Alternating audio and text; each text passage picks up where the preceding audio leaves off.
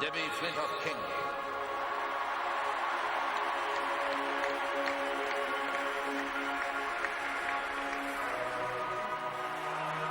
There is obviously speculation around, okay, who's going to light the cauldron? There always is. People thought it was Montagetti, others thought, oh, Gazy, and then there's little old me. When Olivia and Johnny Farnham were doing their performance, one of the technical chaps came and grabbed me, and then I could hear a few folks go, oh, I knew it was her. Okay, calm down. I got my outfit on, I got wired up with the earphones, made my way out to the bottom of the stairs where I would receive the flame from my idol, Debbie Flintoff-King, which was really profound. Everything was perfect. Kathy Freeman.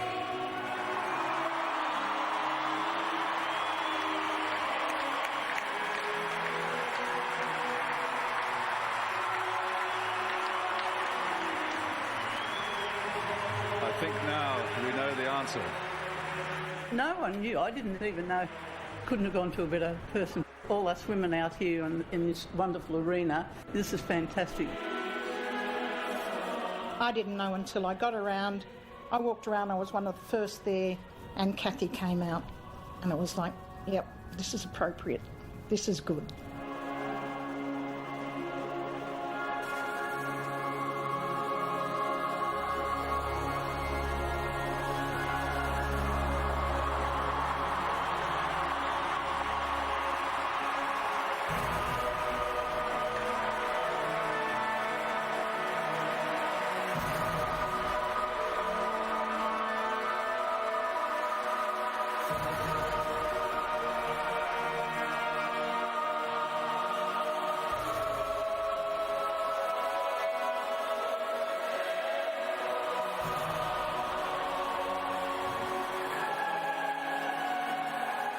We were originally approached by SOCOG about 2.5 to 3 years out from the Games.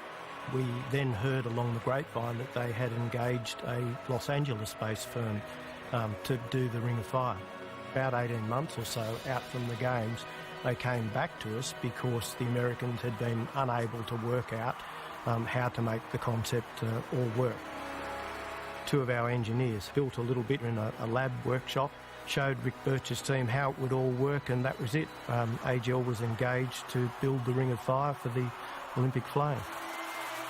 Originally, there was supposed to be a 2-metre wall of flame that surrounded the athlete. So you can imagine the safety issues with that if it was a windy night. And how do you light a flame from underwater? It was a race against time. AGL had to do the Ring of Fire, somebody else had to do the lifting mechanism, somebody else to do the waterfall, somebody else to do the electronics. There was a constant time pressure and it was complex.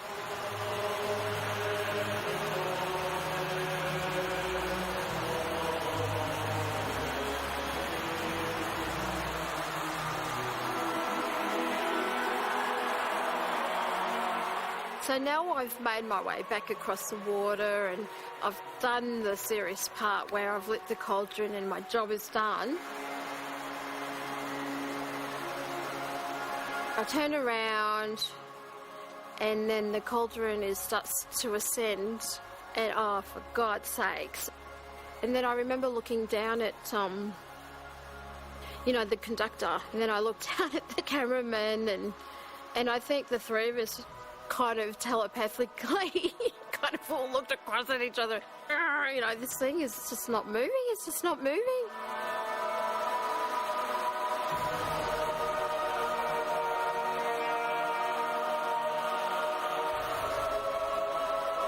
I could hear lots going on and what was going on. I mean, she just held her poise, just remarkable, the way she stood there and just held it all together. You could see her shivering because she was covered in water. You could see her standing there shaking away. That was one of my worries, that she was very wet and it was a very late night. She was told to raise the torch and just stand there until they fixed the bloody thing. And she did it with such poise. That was great.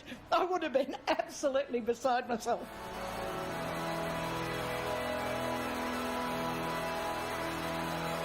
We knew there was something wrong, but we didn't know what was wrong.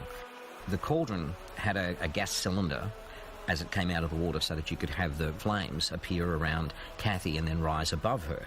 And then it had to connect with the arm that then took it to the top of the stadium. When it connected with the arm, it was on permanent gas. When it came out of the water, it was on a cylinder. And so what was happening was we were running out of gas.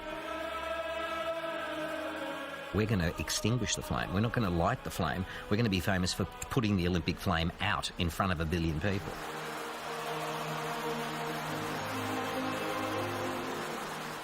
Uncertainty. I mean, Sandy would have looked at me, I looked at him, and we didn't know whether this was part of the plan or there'd been a hiccup.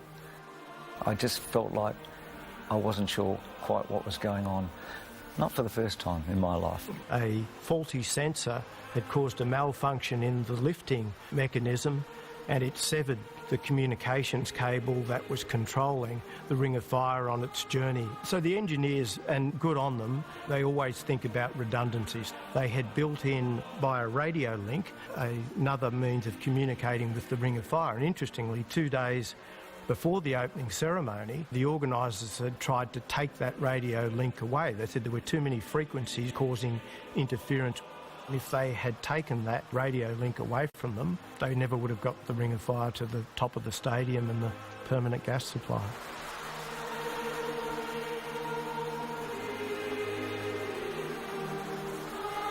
Kathy Freeman was a marvel. To stand there and light the cauldron and then have to wait interminably for the damn thing to get moving, and to be able to do that with the composure that she did and then go on 10 days later and win a gold medal was a sublime performance.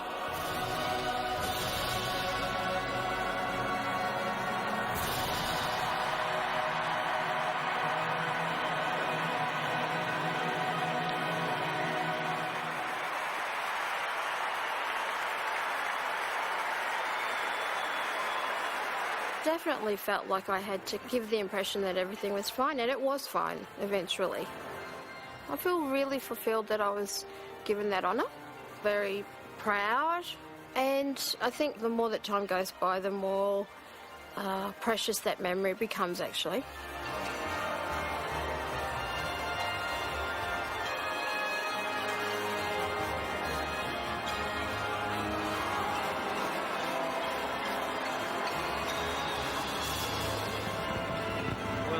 Pass, but it'll never leave us. How lucky are we to have been here to witness it? 11,000 pairs of hands carried this flame. It's touched us in some wonderful way. And Kathy, tonight she's delivered the promise of the Olympic ideal. A world, if only for 16 days, where human endeavour and the pursuit of excellence are celebrated in peace, harmony and true sportsmanship.